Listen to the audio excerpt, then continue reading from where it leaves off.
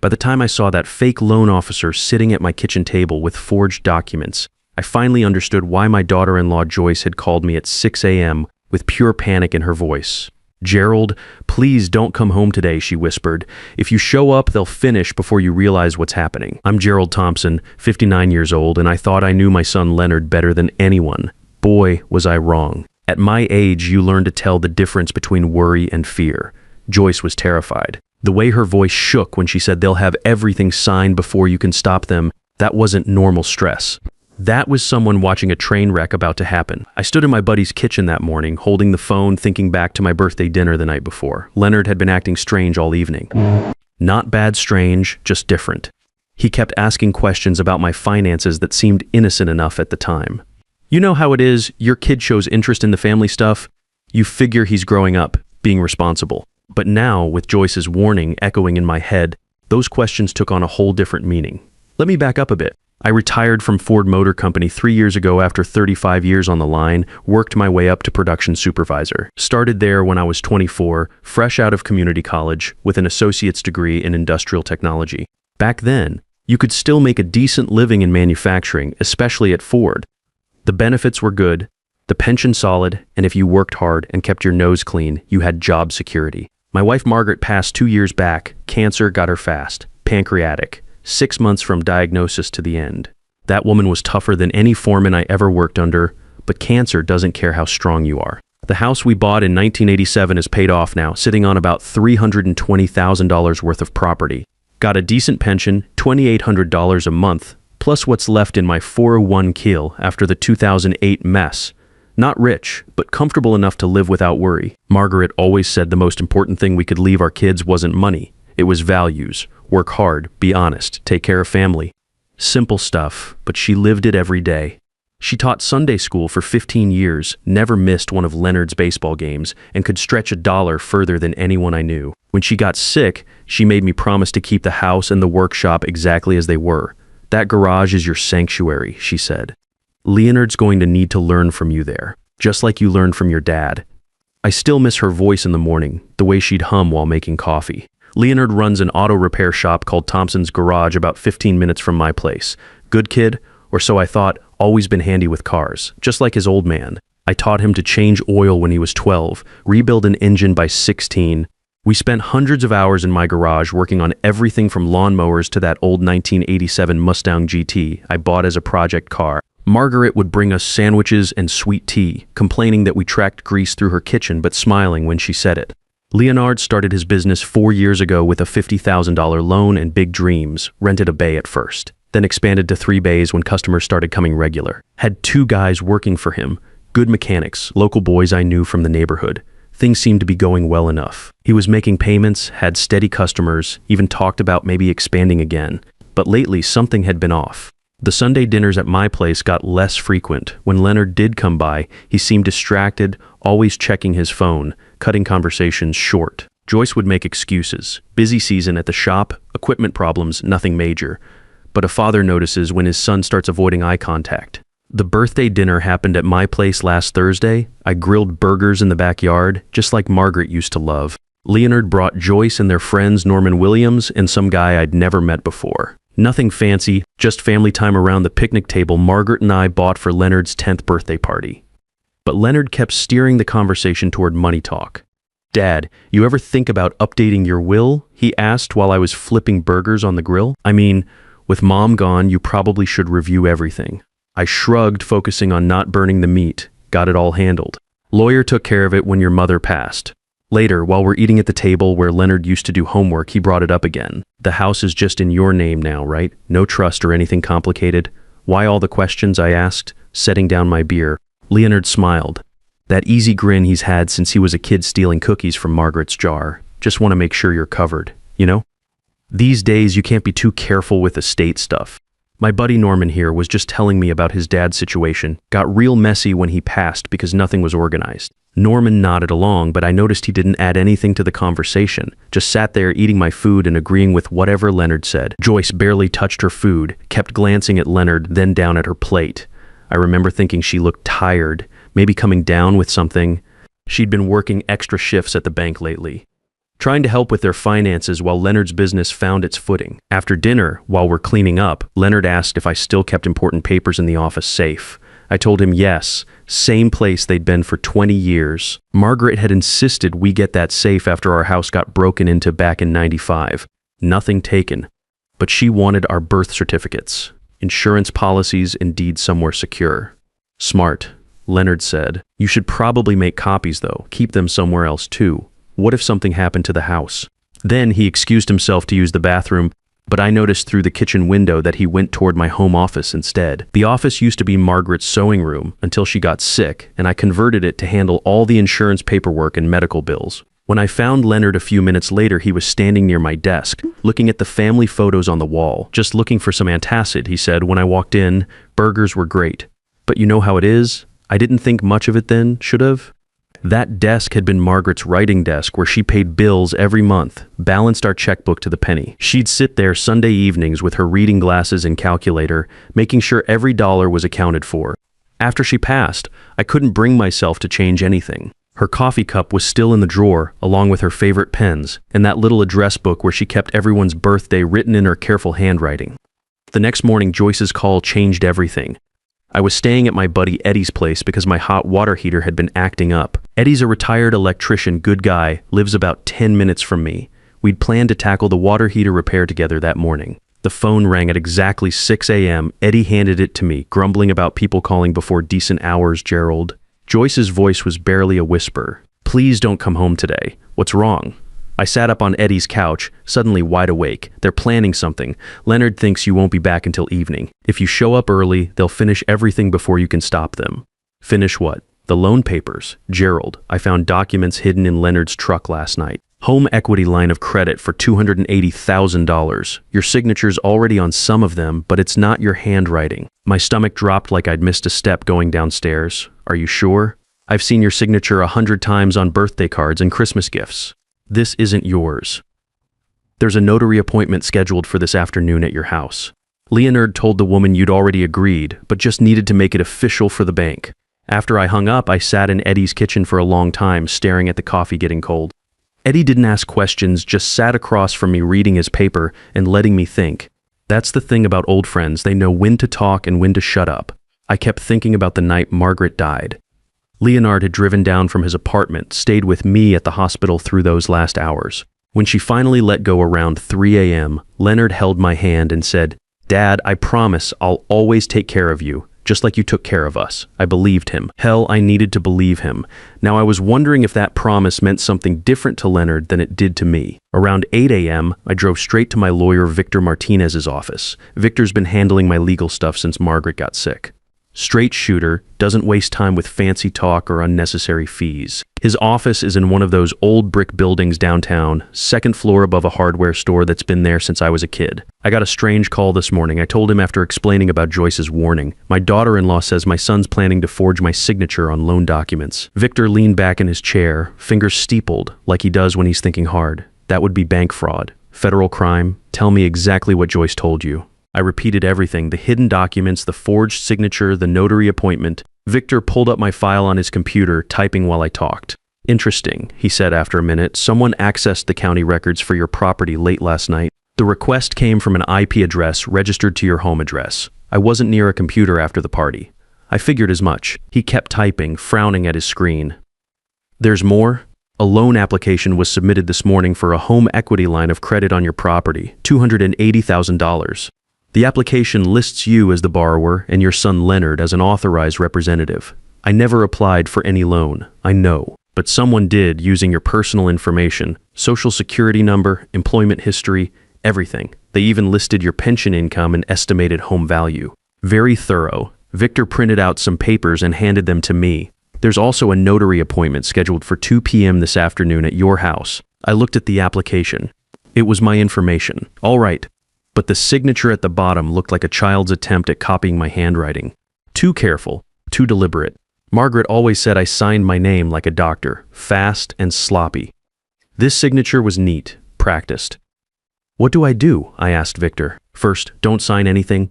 Second, let me make some calls. If someone's trying to forge your signature on loan documents, that's fraud on multiple levels, bank fraud, identity theft, elder abuse. We're talking federal charges. Victor reached for his phone. I'm calling the bank security department first, then the county sheriff. That's when it really hit me. This wasn't just Leonard being desperate or making bad choices.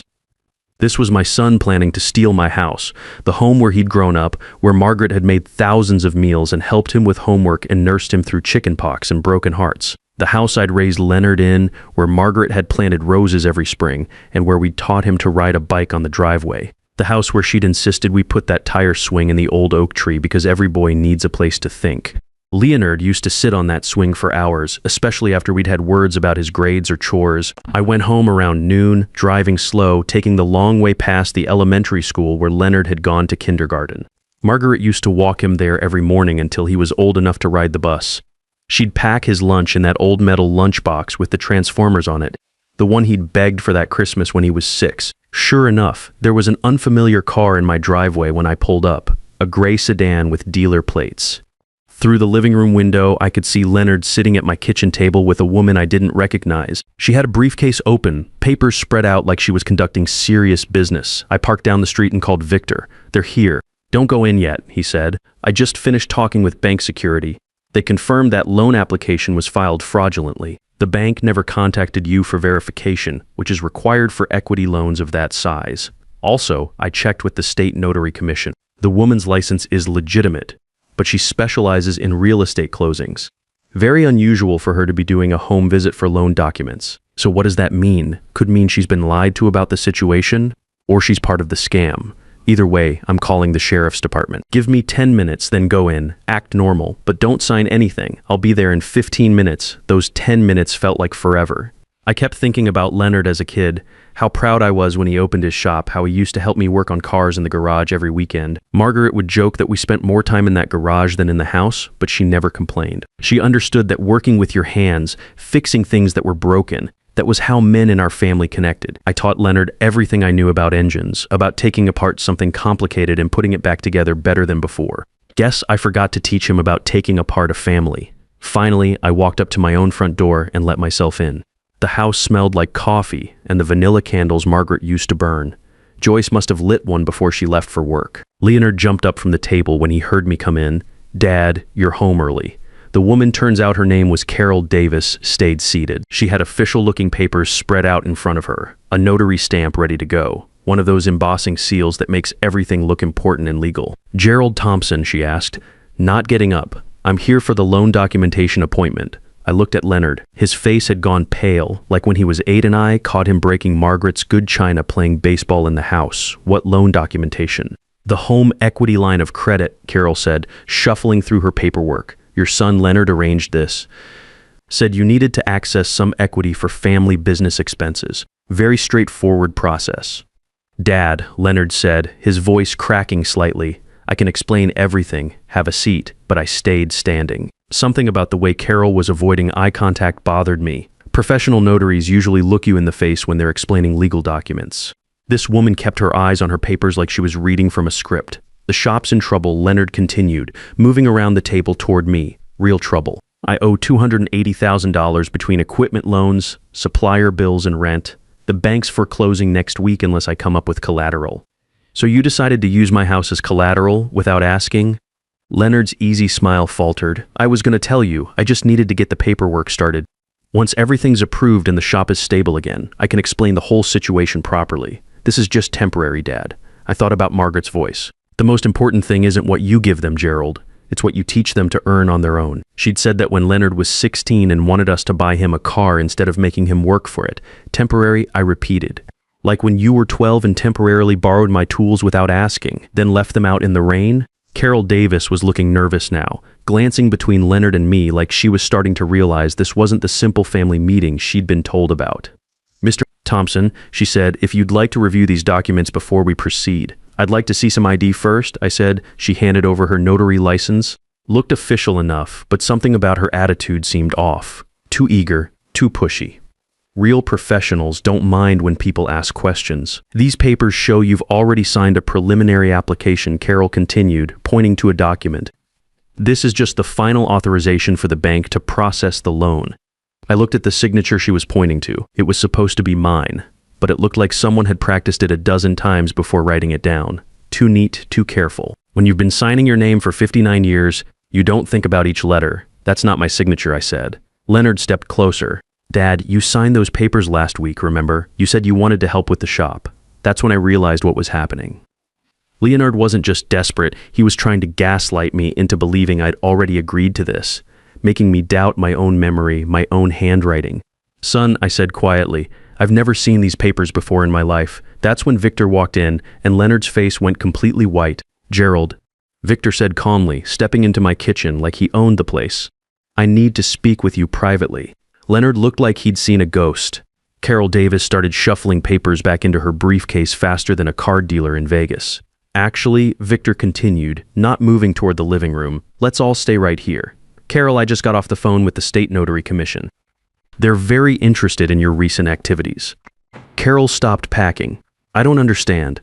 Bank fraud investigations tend to make people nervous, Victor said, especially when the FBI gets involved. That word FBI hit the room like a sledgehammer. Leonard sat down hard in one of Margaret's kitchen chairs, the same chairs where he'd eaten breakfast every morning before school. There's been some misunderstanding, Carol said, but her voice had lost all its professional confidence. Victor pulled out his phone and set it on the table. This is Detective Williams from the county sheriff's office. He's been listening to our conversation. The phone crackled with static, then a man's voice. Ms. Davis, we need you to remain where you are. Officers are en route. Carol grabbed her briefcase and headed for the door, but Victor blocked her way. Ma'am, leaving now would be considered fleeing the scene of a crime. She stopped, briefcase clutched against her chest like armor. Leonard finally found his voice. Dad, you don't understand how bad this is. I'm going to lose everything.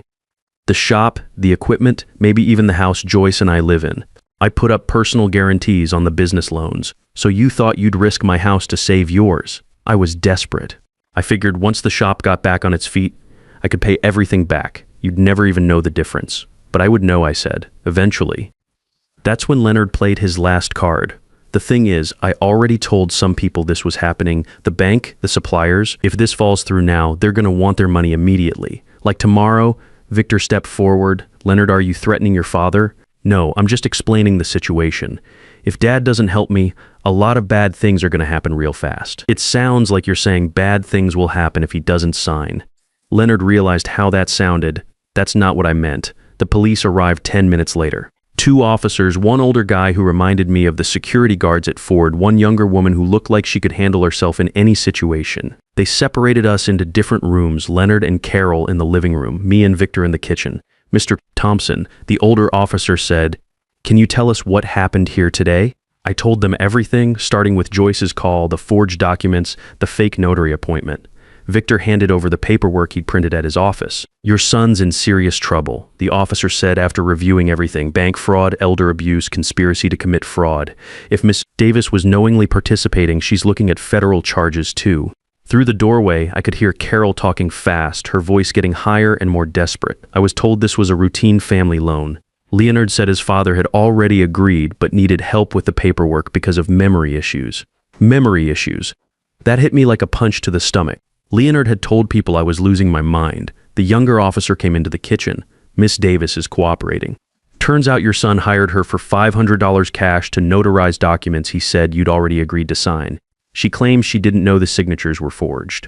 What about Leonard? I asked. He's not talking. Wants a lawyer. The legal stuff moved faster than I expected. The prosecutor charged Leonard with attempted bank fraud, elder abuse, and conspiracy within a week.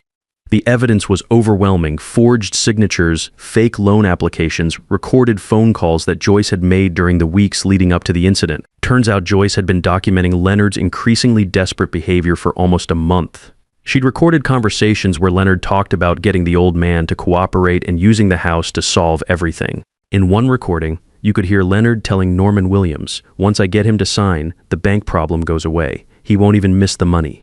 In another, "If he won't cooperate, I'll just say he's getting confused. Who's going to believe a 59-year-old retiree over his own son?"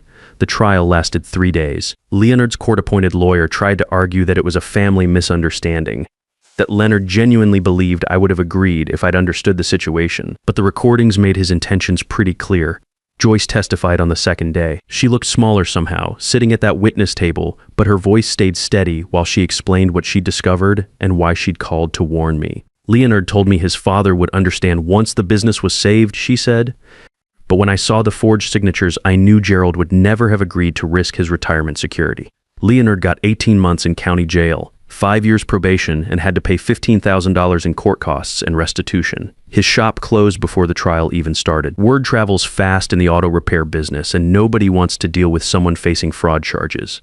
Joyce filed for divorce before Leonard was sentenced. She moved back with her parents, took her maiden name back. I felt terrible for her. She tried to do the right thing, tried to protect me, but her marriage was still over. I see her sometimes at the grocery store. She always stops to say hello, asks how I'm doing. We don't talk much about Leonard, but I can tell she still feels guilty about the whole thing. I keep telling her she saved me from losing everything Margaret and I worked for. The house is quiet now. I still go out to the garage most evenings, work on small projects, organize tools, but it's different. Used to be, I'd picture teaching Leonard's kids someday, showing them how to use these same tools, passing down what my father taught me. That's not happening now. Leonard sent me a letter from jail about 8 months ago, said he was sorry, said he'd made terrible mistakes, asked if we could talk when he got out. I read it twice and put it in the drawer with Margaret's things. Haven't answered it yet, maybe someday, but not now. Trust isn't something you can rebuild with an apology letter. These days, I keep all my important papers in a safety deposit box at the bank. Changed all my passwords, had Victor update my will to be crystal clear about everything. I'm more careful now about who has access to what. The workshop stays locked when I'm not using it. Seems silly, but I've learned that family can hurt you deeper than strangers ever could. Sometimes I think about what Margaret would say about all this. She always believed in forgiveness, in giving people second chances. But she also believed in protecting what you'd worked for and not enabling people who refuse to help themselves. I think she'd understand why I haven't written Leonard back yet, and I think she'd be proud that I didn't let him steal our home. Sometimes the people who claim to love you the most are the ones most willing to destroy what you've spent a lifetime building, but protecting yourself from that betrayal isn't giving up on family. It's honoring the values that made your family worth protecting in the first place. The hardest lesson a father learns isn't that his children might fail, it's that they might choose to fail at your expense. And sometimes loving them means refusing to enable the very behavior that's destroying them.